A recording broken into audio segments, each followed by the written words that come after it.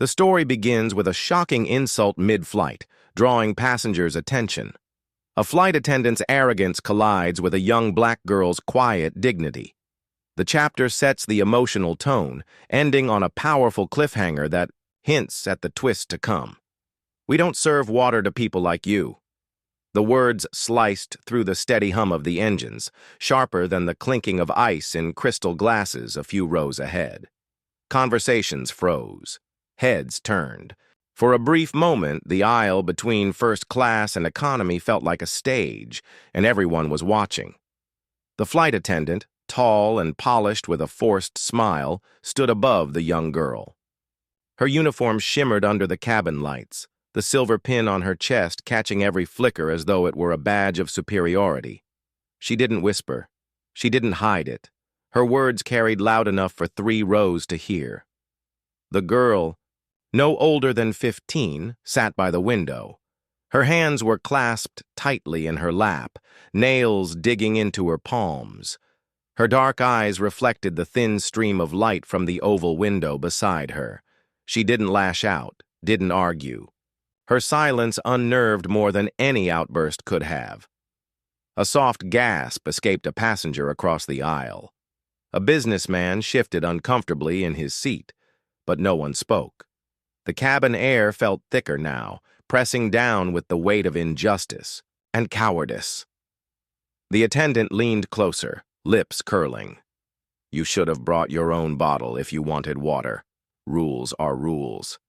Rules." The word dripped with mockery. The arrogance in her tone suggested the rule existed only for this girl, only for the color of her skin. She straightened, brushing invisible dust from her sleeve, convinced her authority would remain unchallenged. But then something unexpected happened.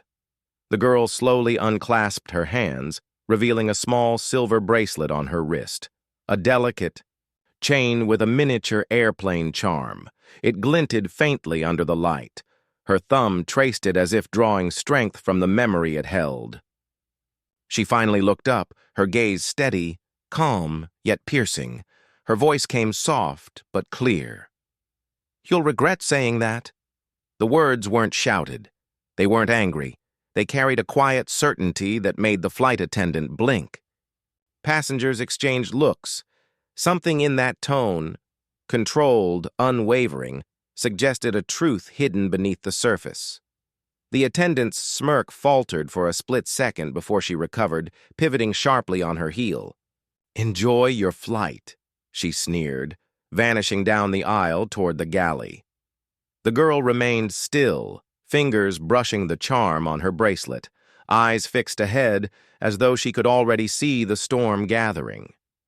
Her calm was more unsettling than anger, more powerful than protest. A passenger 2 rows behind whispered to his seatmate. She didn't even flinch. The cabin settled again into its uneasy rhythm, but the tension lingered like turbulence in clear skies. The girl turned back to the window, watching clouds drift below, her reflection staring back at her. Beneath that reflection, behind those calm eyes, lived a truth no one on that plane knew yet, and when it surfaced, it would shake the entire airline. The hum of the engines returned, steady but unable to drown out the whispers threading through the cabin. Every few rows, passengers leaned closer to one another, voices lowered, glances darting toward the young black girl by the window. Did she really say that? A woman in a silk scarf muttered to her husband, clutching her champagne flute like a shield. "I heard it," the man replied, his jaw tight, plain as day. Unbelievable. But none of them moved. None spoke up. They buried themselves in screens, magazines, or the comforting weight of their privilege, pretending neutrality absolved them. Meanwhile, in the galley, the flight attendant laughed. Her colleague, another attendant with tired eyes, raised an eyebrow, but said nothing. "She actually thought she could demand water," the first sneered, checking her lipstick in the reflective surface of the coffee pot. "Entitled just like the rest of them. Always expecting special treatment." Her laughter rang hollow, like cutlery clattering in an empty sink. She pulled out a sparkling bottle of mineral water, twisted the cap, and took a slow sip. The cruelty wasn't just in the denial. It was in the performance. She wanted the passengers to see. She wanted them to know she held the power here. Back at her seat, the girl leaned her forehead against the window, eyes on the endless ocean of clouds. Her bracelet rested against her wrist, the small airplane charm cool against her skin. She let her breathing steady, each inhale and exhale a quiet rebellion against humiliation. "Excuse me," a voice came softly from the aisle. The girl turned. It was the businessman across from her, the one who had shifted uncomfortably earlier. He cleared his throat, holding out a small plastic bottle of water from his briefcase. "You can have mine," he said. His voice carried both guilt and hesitation, as though trying to balance kindness with the fear of drawing attention. The girl's gaze lingered on him for a moment. She accepted the bottle, not with desperation but with quiet dignity, nodding once. "Thank you." The man forced a smile, quickly retreating into his seat, burying himself in a newspaper as though his gesture had erased his earlier silence. 3 rows back, a young mother clutched her daughter's hand. The child whispered, "Why didn't she give her water, Mommy?" The mother's lips pressed into a thin line. "Some people are just unkind." Her voice faltered. She didn't explain further. The girl took a sip from the businessman's bottle, then set it carefully on her tray table. She straightened her back, lifted her chin slightly, and looked around the cabin.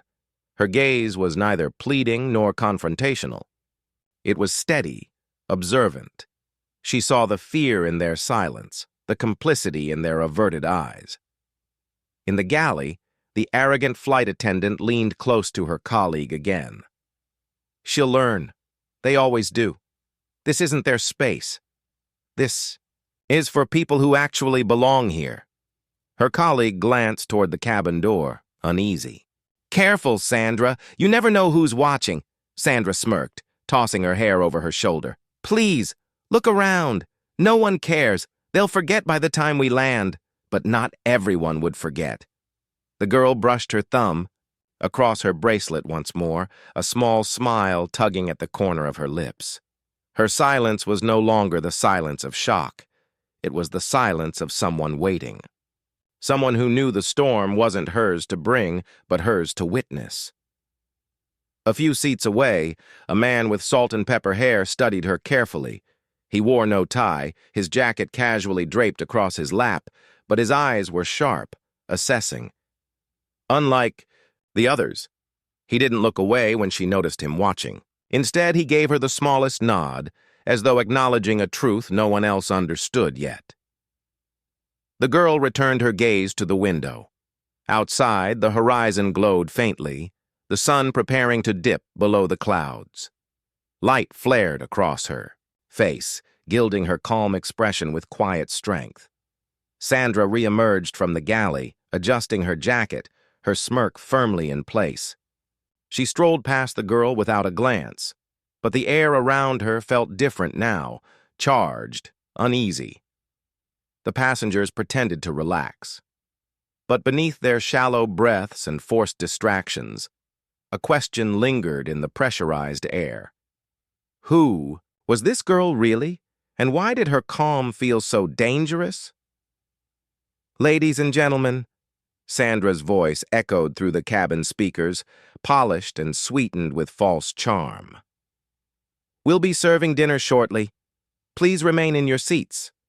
Her tone was warm for the announcement, but when she passed the young black girl's row again, her smile vanished. She slowed just enough to tilt her head and whisper under her breath, low enough for most to miss, but sharp enough for the girl to hear. "Don't think that little bracelet makes you special." The words landed like stones tossed into calm water. Ripples spread across the girl's composure, but she held her stillness. Her fingers brushed the airplane charm again. It wasn't a defense. It was a reminder. Sandra straightened, resuming her gracious hostess act for the rest of the cabin. She leaned down to pour wine for a couple in front, her laughter ringing out like bells.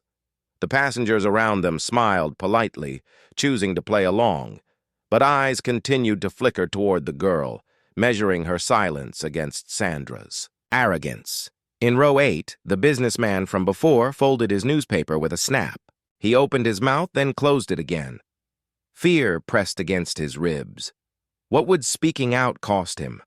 A confrontation in the air? Trouble with the airline? His silence felt safer, but guilt gnawed at him like turbulence rattling a tray of glasses. Sandra's colleague, Marissa, moved down the aisle with the meal cart. Her hands trembled slightly as she passed trays of food, avoiding Sandra's gaze.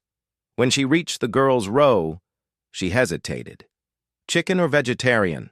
she asked softly. The girl looked at her for a moment, then said, "Vegetarian, please."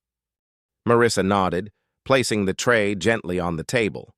Unlike Sandra, she didn't sneer, didn't linger. She moved on quickly, but her eyes betrayed something, unease, maybe shame.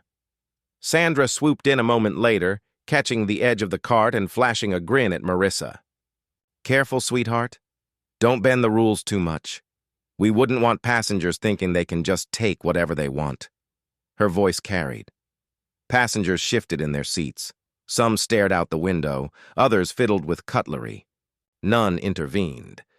The girl picked up her fork calmly, as though the insult had dissolved before it reached her. She lifted a bite of rice to her lips, chewing slowly, deliberately, her posture regal despite the cramped economy seat. The calm in her movements unsettled Sandra more than anger ever could. "Unbelievable," Sandra muttered, stepping into the galley again. "She's sitting there like she owns the place." Marissa lowered her voice. "Sandra, maybe let it go. People are watching." Sandra rolled her eyes. "So what? They won't do anything. They never do." She straightened her jacket, plastered on her professional smile, and marched back out. The man with salt and pepper hair in row 10 leaned forward, resting his elbows on his knees. His eyes followed Sandra's every move, sharp and calculating. He wasn't smiling, he wasn't whispering, he was simply watching. And in his gaze was something that unsettled Sandra when she caught it, though she couldn't quite name why. By now, tension wrapped the cabin like invisible wires. Conversations dulled to murmurs. Cutlery scraped against trays. The usual chatter of a long flight had turned to silence, punctuated by the occasional cough. The girl finished her meal, placed her fork neatly across the tray, and folded her hands once again over her bracelet. Her breathing remained calm, her gaze steady. She radiated patience, but patience with an edge, the kind that promised something waiting on the horizon. A small child in the next row over peeked through the gap in the seats. "Hi," he whispered, wide-eyed. The girl turned and smiled gently, raising a finger to her lips in a playful shh. The child grinned before his mother tugged him back, muttering, "Don't bother her." Sandra strode past again, gathering empty trays with a clipped efficiency. When she reached the girl's row, she stopped. She leaned down, her words sugar-coated but cutting. "You should be grateful we even let you sit here."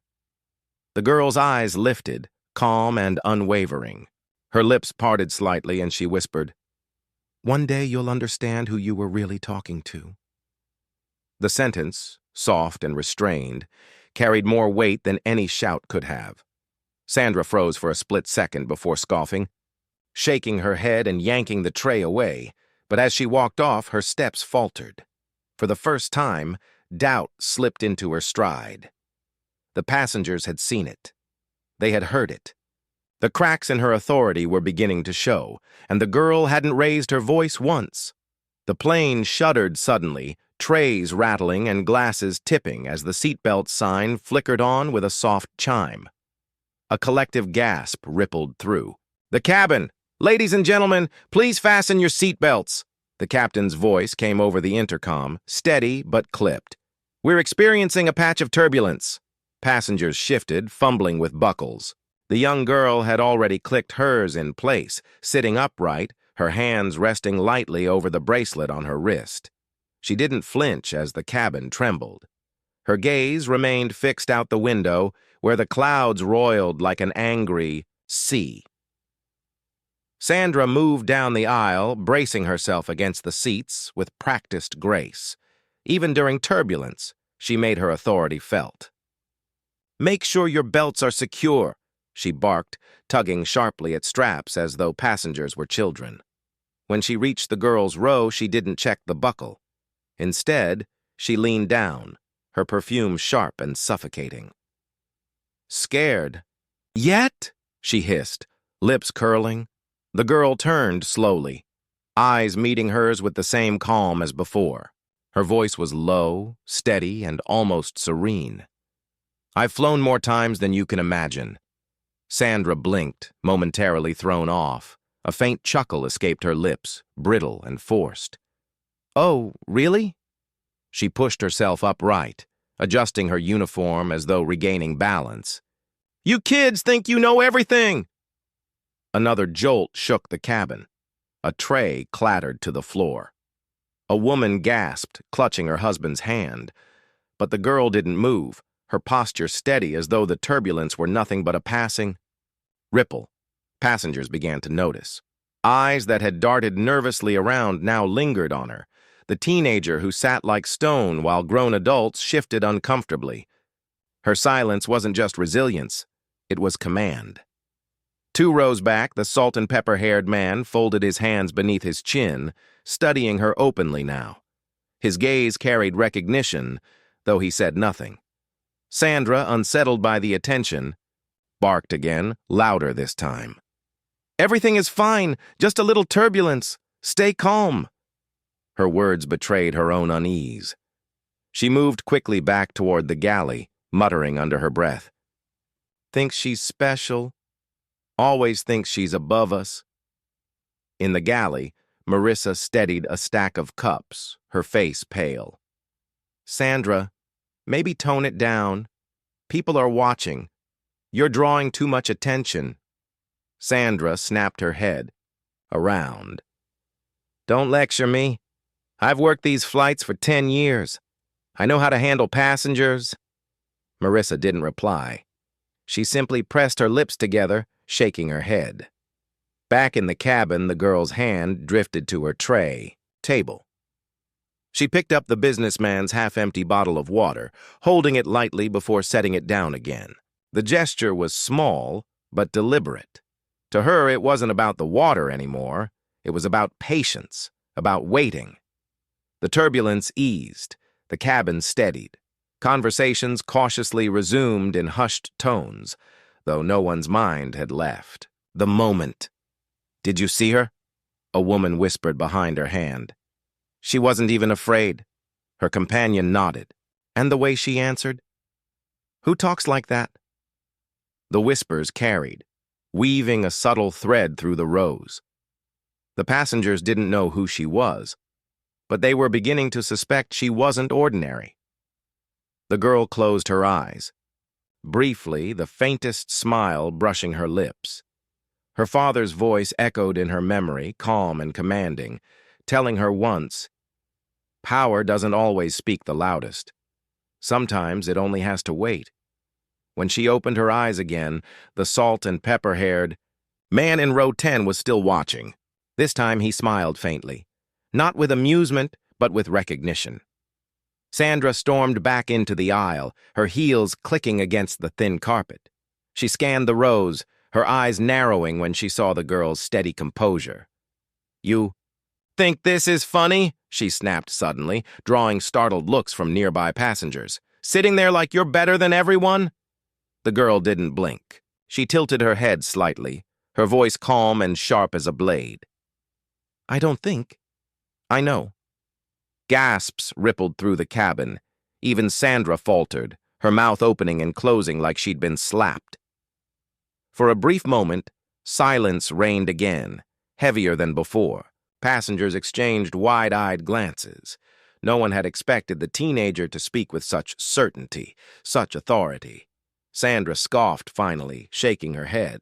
Arrogant little... She cut herself off, spinning on her heel and stomping toward the galley again. But as she disappeared behind the curtain, the air in the cabin had shifted. The girl had spoken only a handful of words. Yet somehow, everyone sensed that something far bigger was waiting just ahead. The cabin lights dimmed as the crew prepared for the overnight stretch of the flight. Shadows deepened along the rows, interrupted only by the glow of reading lamps. Conversations dulled into murmurs, but the unease remained thick in the recycled air. Sandra emerged from the galley once more, her smile plastered back into place like a mask. She strolled the aisle, pausing here and there to adjust blankets or nod politely to passengers. But her eyes always flicked back to row 9, to the girl sitting calm, upright, and unbothered. Each glance was a spark feeding her frustration. When she reached the girl's row, she stopped abruptly, leaning down with a saccharine smile. Would you like anything else? Perhaps first-class service while you're at it? Her voice dripped with mockery, and passengers nearby stiffened. They had heard her clearly. Some averted their eyes, others pretended to read. The silence of complicity wrapped around them like fog. The girl lifted her gaze, her tone still calm. Respect isn't first class. It should be for everyone. The words landed with the weight of a stone thrown into still water, sending ripples through the silence. A man 2 rows ahead lowered his newspaper slightly, watching with interest. The young mother clutched her daughter's hand tighter, whispering something the child didn't understand. Sandra's smile faltered.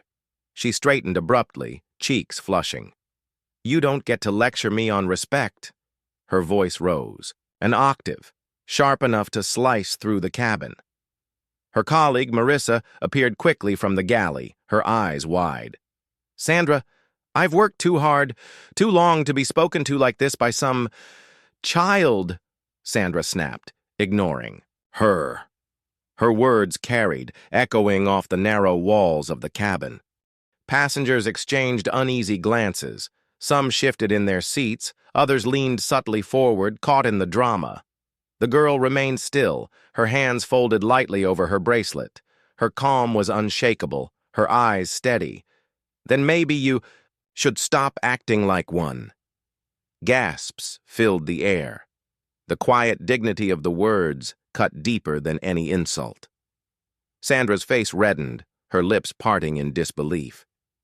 You... She choked on the rest, clenching her fists at her sides. Her voice shook with rage, though she tried to contain it. You think you can sit there smirking, like you're above the rules? The salt and pepper-haired man in row 10 leaned back in his seat, arms crossed, watching. A faint smirk played at the corner of his lips, as though he already knew Sandra was writing her own downfall. The turbulence outside had eased, but inside the cabin, a different storm gathered. Every word Sandra hurled only made her appear smaller. Petier, while the girl's silence and measured responses painted her as unshakable. Marissa stepped forward, her voice firm but nervous. Sandra, that's enough. Please, lower your voice. Sandra spun on her, eyes flashing. Whose side are you on? Passengers stiffened. The illusion of professionalism cracked wide open. The girl's voice broke through the heavy air again, soft but commanding. The louder you get, the more everyone sees the truth. It wasn't shouted. It didn't need to be. The cabin had gone so still that even whispers sounded loud. Passengers leaned closer, sensing they were witnessing something, beyond an argument, something that would linger long after landing. Sandra's hands trembled at her sides. She drew in a sharp breath, forcing her voice into a brittle laugh. Truth? What truth? That I don't hand out special favors? Her laughter didn't land. It rang hollow, awkward. No one laughed with her. A long, heavy silence followed. The kind that pressed against the eardrums, that demanded someone break it. The girl leaned back against her seat, her gaze still steady. The truth has a way of revealing itself. You won't be able to stop it. Her words carried like prophecy, quiet but impossible to ignore. Sandra's mask cracked fully now. She opened her mouth to retort, but nothing came out. She spun abruptly on her heel, storming back into the galley. The curtains swished closed behind her, but the silence she left in her wake was deafening. For the first time, passengers turned to one another openly. Murmurs swelled like waves. She handled that better than anyone could. Unbelievable. How can she treat her like that? She didn't even raise her voice. In row 10, the salt-and-pepper-haired man finally reached for the call button above his head, his finger hovering before pressing it firmly. A soft chime echoed through the cabin. Some passengers looked toward him curiously. He didn't speak, didn't explain. He simply leaned back, his expression unreadable. The girl glanced his way briefly. Their eyes met for a fleeting moment. And, for the first time, her calm expression shifted, the faintest hint of relief flickering across her face. Something was changing. Something was coming. The soft chime of the call button lingered in the air, quiet but commanding. Heads turned toward row 10, where the salt-and-pepper-haired man sat, finger still poised beneath the glowing light. His face was calm, but his eyes burned with intention. Sandra emerged from the galley, her forced smile snapping back into place. "Yes, sir?" she asked sweetly, striding toward him. Her heels clicked against the aisle as though each step were an assertion of control. The man didn't rush. He folded his hands neatly on his lap, his voice even. "I'd like to ask you a question." Sandra tilted her head, her smile widening. "Of course." His gaze cut toward row 9, toward the girl sitting calm and upright. "Why was this passenger denied water?" The words carried like a slap. Conversations froze mid-sentence. The businessman lowered his newspaper completely now, his jaw tense. The mother clutched her daughter closer, every ear tuned in, Sandra's. Smile faltered. She forced a laugh. "Oh, no one was denied service. She must have misunderstood." "I heard you," the man interrupted, his voice firm but quiet. "We all did." Gasps fluttered through the cabin. Passengers shifted, their silence no longer safety but complicity exposed. Sandra's mask cracked.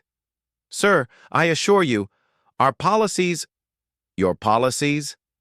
The man leaned forward slightly, his eyes sharp. "Or your prejudice?" The silence that followed was electric. It wrapped around the rows like a storm cloud, heavy and charged. Even the engine's steady hum seemed muted beneath it. Sandra's cheeks burned. She opened her mouth, but nothing came. Her fingers twitched at her sides, nails biting into her palms. For the first time, her authority teetered. Marissa appeared from the galley, her expression strained. "Sandra, maybe I can handle this," Sandra snapped, but her voice wavered. She turned back to the man, her smile now brittle. "Sir, I don't appreciate accusations. I was following procedure." The man's gaze didn't move. "Then I'll be speaking with your supervisor when we land. Make sure you note that down." Whispers broke loose across the cabin. "She's in trouble now." He called her out, finally. I knew something was off. The girl remained still through it all, her hands folded over her bracelet. Her calmness had shifted now. It wasn't just patience. It was quiet authority, the kind that made people listen even without a raised voice. Sandra bristled, her control slipping like sand through her fingers. She glanced at the passengers, at their watching eyes, and then back at the man. "Who do you think you are?" The man leaned back, unshaken. "Someone who doesn't stay silent." It was the kind of line that didn't just answer, it exposed. Passengers exchanged looks, their shame reflected in their silence until now. The businessman shifted uneasily, realizing how long he'd hidden behind his newspaper. The young mother stroked her daughter's hair, eyes lowered. Sandra spun on, her heel storming back toward the galley, her words muttered but sharp enough to carry. Self-righteous fool. Marissa lingered behind for a moment. Her gaze flicked toward the girl, then toward the man in row 10. She swallowed hard as though weighing a choice, then followed Sandra. The cabin buzzed now with hushed voices. For the first time since the insult, the silence had cracked. The passengers were no longer pretending not to see. The girl turned slightly in her seat, her eyes meeting the man's across the aisle. She nodded once. Not gratitude, not relief, but acknowledgement, like two people who understood something no one else yet did. The man returned the nod, then closed his eyes briefly, as though satisfied he had taken the first step. Sandra reappeared. Minutes later, her mask back in place, though cracks showed around her eyes. She moved stiffly, her smile plastered on like paint over broken wood. She busied herself with trays, blankets, anything that allowed her to avoid the gazes piercing her back. But the passengers were watching now. Every move she made, every word she spoke, carried the weight of judgment. The girl rested her chin lightly against her hand, her bracelet glinting faintly in the dim cabin light. She wasn't fighting Sandra anymore. She didn't need to. The cabin itself was shifting against her. And somewhere, deep in the silence between breaths, the truth waited, closer, sharper, ready to surface. The hum of the aircraft returned, but it no longer felt the same. It was louder now, threaded with the restless shifting of passengers. Whispers floated like sparks in dry grass, catching and spreading down the rows. Sandra moved stiffly through the aisle, holding a tray of drinks as though it were a shield. Her smile never reached her eyes. She poured ginger ale for a boy in row 8, water for a businessman in row 7, but every motion was clipped, rehearsed. Did you hear what he said? A woman murmured to her seatmate. She called it procedure, came the quiet reply. Procedure doesn't look like that. Sandra's ears burned, though she pretended not to hear. She clutched the tray tighter, the glasses rattling against each other. Marissa emerged from the galley behind her, her hands clasped nervously. She scanned the cabin, her eyes landing on the girl in row 9. The girl sat calm, her posture straight, her hands folded neatly in her lap. Her bracelet caught. The light again, a glimmer that seemed to command attention. Marissa hesitated, then leaned toward Sandra. Maybe we should just give her water. End this. Sandra spun, her voice a harsh whisper. Don't you dare undermine me. But she's just some entitled kid, Sandra snapped, her teeth clenched around the words. The second you give in, they own you. Marissa recoiled, her breath catching. She glanced back at the passengers, then at the girl. Something was shifting inside her, a tug between loyalty and conscience. The businessman who had hidden behind his newspaper earlier cleared his throat. Excuse me, he said firmly. I'd like to change seats. Sandra froze. What? I don't feel comfortable sitting here anymore. His words were measured, but the sting was deliberate. He gathered his belongings, his movements crisp, final. Whispers grew louder. Good for him. She's losing it. About time someone stood up. Sandra's jaw tightened. She forced a brittle smile. Sir, we don't have many empty seats. I'll stand then. He rose, sliding his bag from beneath the seat. His eyes locked on Sandra's, unblinking. But I won't sit quietly in front of a bully. The words landed like a hammer. Passengers gasped. A ripple of courage spread across the rows. Sandra's mask cracked further. This is unacceptable, she hissed. You're all misinterpreting. Her words died as she caught sight of the girl. Still calm, still silent.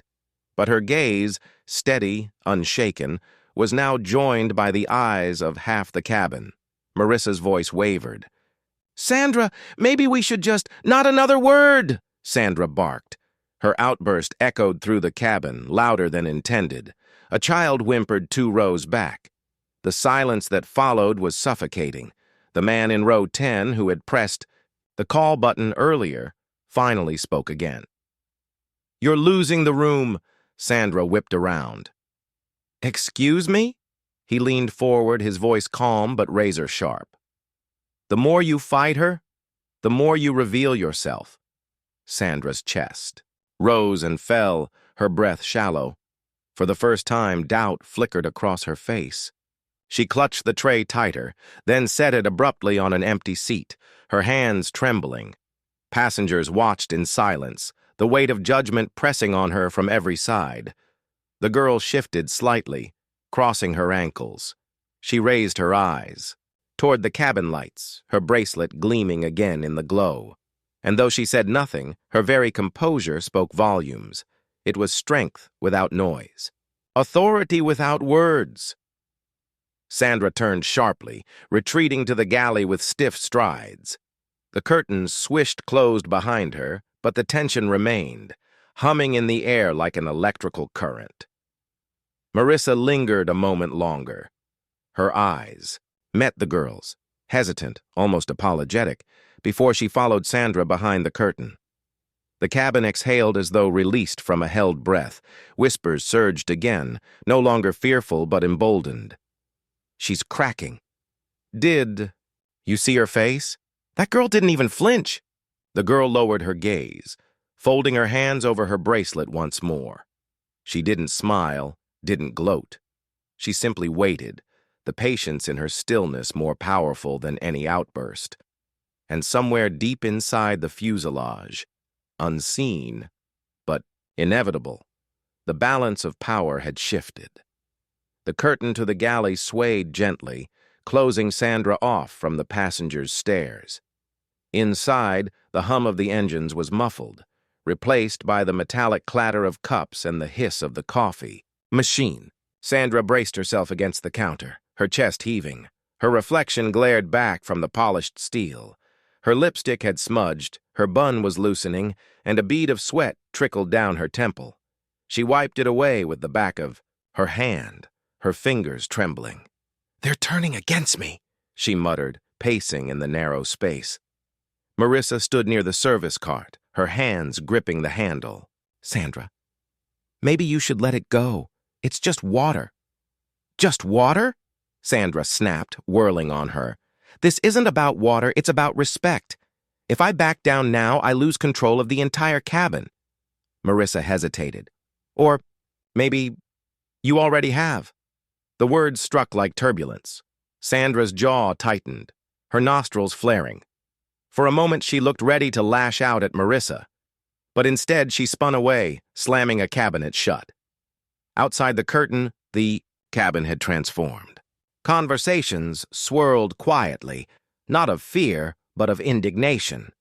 The businessman who had refused his seat now stood at the back, arms folded, watching the aisle like a sentry. A mother comforted her child with hushed reassurances, and the girl, still poised, still silent, had become the center of their orbit. She leaned against the window, the clouds below shifting like an endless sea. Her bracelet glowed faintly in the cabin light, as though it carried its own fire. "She hasn't said a word since," someone whispered. "Strongest one here," another replied. The storm outside mirrored the one within.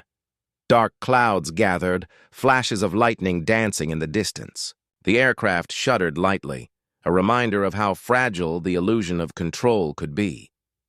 Sandra pulled the curtain aside and stepped back into the aisle, her smile brittle but practiced.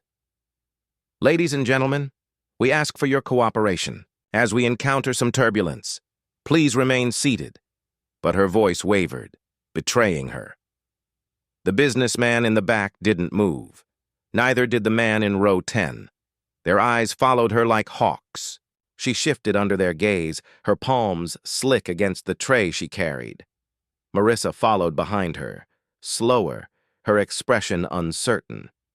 She glanced at the girl again, then away, as though afraid to linger too long. Sandra moved down the aisle.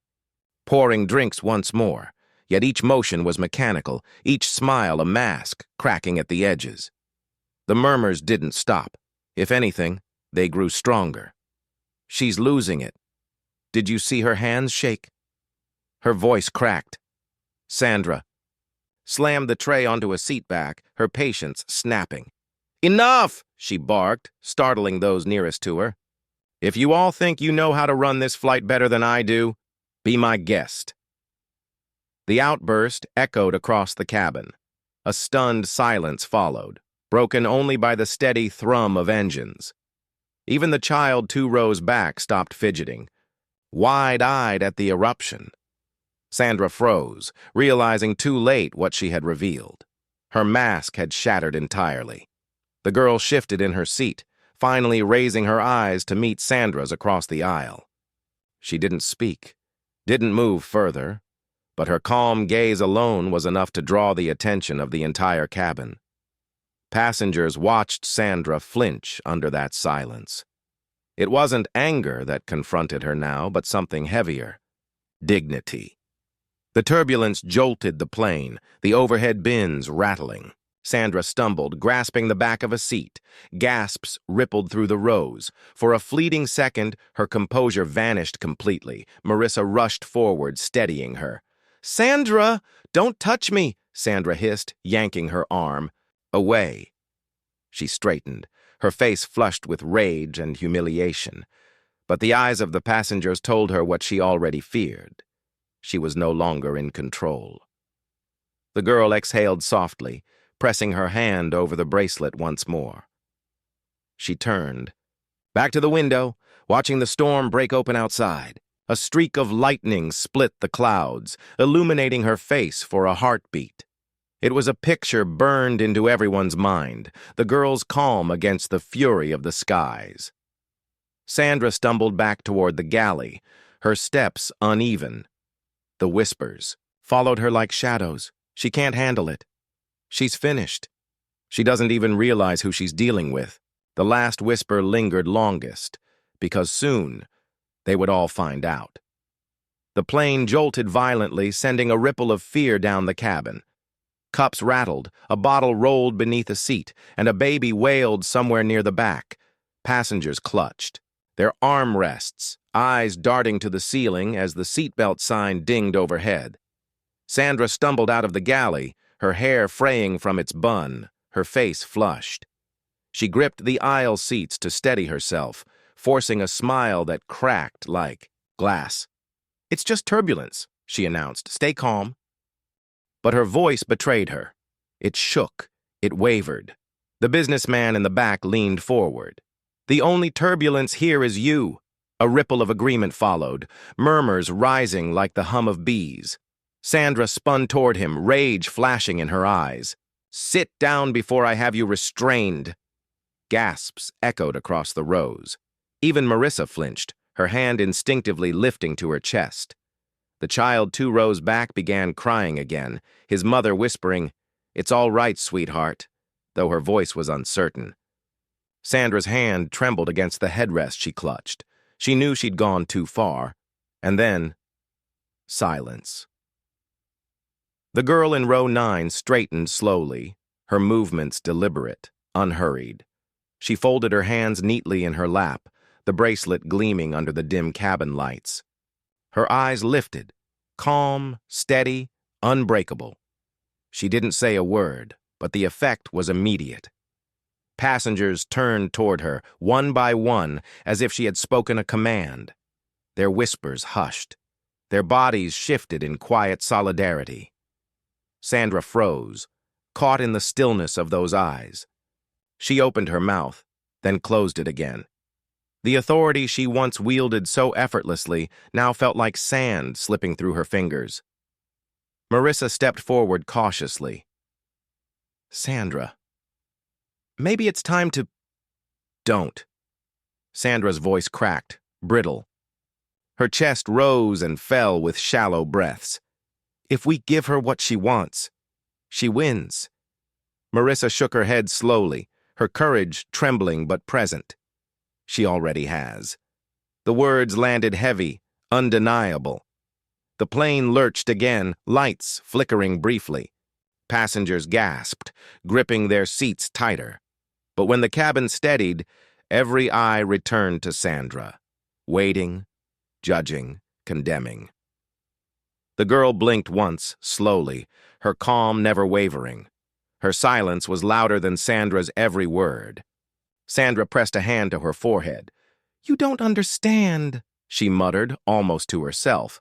"People like her, they take and take." Gasps erupted. A man in row 12 stood up, his voice firm. "Enough! We all heard that. You're finished." Sandra's head snapped toward him, her mouth open in protest. But no words came. Marissa's voice cut through, soft but resolute. "She's not just a passenger, Sandra. Can't you feel it? There's something about her. Something you should never have challenged." Sandra's pulse raced. Sweat dampened her collar. The room seemed to tilt, not from turbulence but from the collapse of her power. She staggered back, gripping the overhead bin for balance. The whispers grew again, but this time they were unified. "She's done. Just wait, you'll see. She doesn't know who she's dealing with."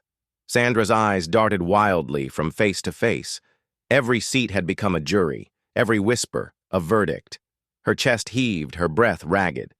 She stumbled backward toward the galley curtain, but before she disappeared behind it, her gaze was pulled once more to the girl, the calm figure by the window, the gleaming bracelet, the eyes that never faltered. Sandra's lips trembled. "Who are you?" she whispered, the words barely audible. The girl tilted her head slightly as though acknowledging the question, but offered no reply. The silence was crushing, definitive. Sandra retreated, vanishing behind the curtain. The swish of fabric closing behind her sounded like a final judgment. Marissa remained in the aisle, her eyes meeting the girl's briefly. There was fear in them, yes, but also something else.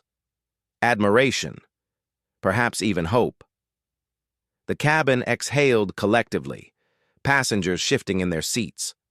For the first time since takeoff, the fear was not of turbulence or altitude.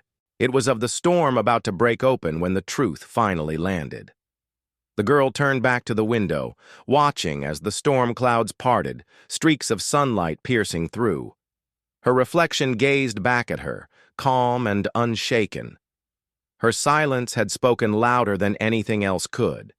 And soon, the world would know why. The captain's voice broke through the speakers, calm and steady. "Ladies and gentlemen, we've begun our descent. Please return to your seats and fasten your seatbelts." The cabin obeyed, though no one's attention was on the landing. Every eye lingered on row 9. On the girl by the window who had said so little yet commanded so much. Sandra emerged from the galley once more. Her bun had collapsed, strands of hair clinging to her damp forehead. Her uniform was wrinkled, her lipstick faded.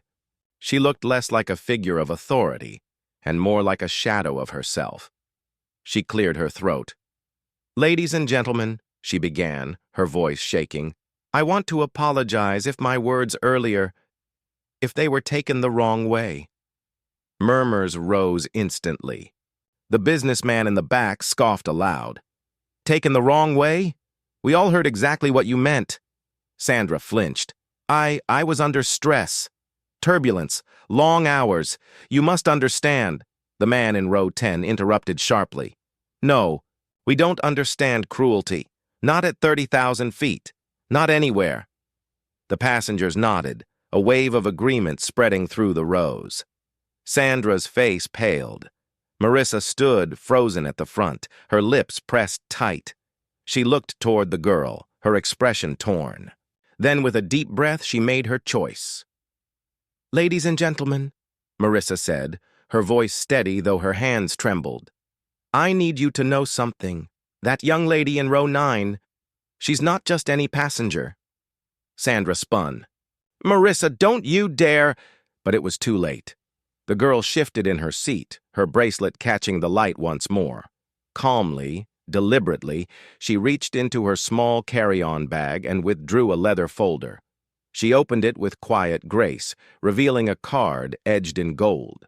Gasps rippled through the cabin as passengers leaned closer. The insignia of the airline blazed proudly on the card, followed by bold letters. Owner's family. Priority access. The girl finally spoke, her voice clear and unshaken.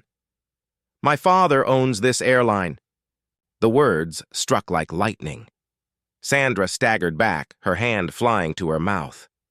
No, that's not possible, the businessman laughed bitterly. Looks like it's more than possible. Marissa exhaled shakily, relief flooding her features. I knew it. I knew something was different about her. Sandra shook her head, her voice cracking. I didn't know. I wouldn't have. The girl rose slowly from her seat, her presence filling the cabin with quiet authority. She didn't raise her voice. She didn't need to. You looked at me, she said softly, and decided I was beneath you. That's all you needed to know. Her words echoed, each syllable cutting deeper than a shout ever could. Sandra's knees weakened. She reached for the overhead bin to steady herself, her lips trembling. Please, you have to understand, I didn't mean— The girl's eyes didn't waver. You meant every word. A hush fell. The plane jolted slightly as it descended through clouds, but no one looked away. The captain's voice returned, almost ironic in its timing. Flight attendants, prepare the cabin for landing. Passengers turned their gaze to Sandra. The once commanding flight attendant now looked smaller than anyone else on board. Broken. Exposed. The girl lowered herself back into her seat, fastening her belt with calm precision. She didn't gloat, she didn't smile, she simply let the truth sit heavy in the air. Sandra stumbled backward into the galley curtain, her breath ragged. She disappeared behind it for the last time, swallowed by the silence of her own ruin. The landing gear thudded below. The aircraft tilted, wheels screeching softly as they kissed the runway. A shudder ran through the cabin as the engines roared and then eased. When the plane slowed to a crawl, the captain spoke once more. Welcome to New York. Local time is 6:42 p.m. On behalf of the airline, we thank you for flying with us. The irony wasn't lost on anyone. As the seatbelt sign dinged off, passengers stood and gathered their belongings. But instead of rushing for the exit, many paused, turning toward the girl in row 9. Some nodded respectfully, others whispered words of admiration. The businessman offered a quiet smile. Strongest one on this plane. The girl returned the nod, her bracelet glinting one last time in the fading light. She rose, collected her small bag, and walked calmly down the aisle. Each step was steady, deliberate, the walk of someone who didn't need to demand respect because it was already hers. Marissa lingered by the exit door, her eyes following the girl. As she passed, Marissa whispered, I'm sorry. The girl didn't pause. She simply looked at her once, a look filled with calm finality, before stepping off the plane. Behind her, Sandra remained hidden in the galley, too ashamed to face the truth. Her career, her reputation, her power, all left scattered like turbulence in the wake of the flight. And all because she refused a simple glass of water.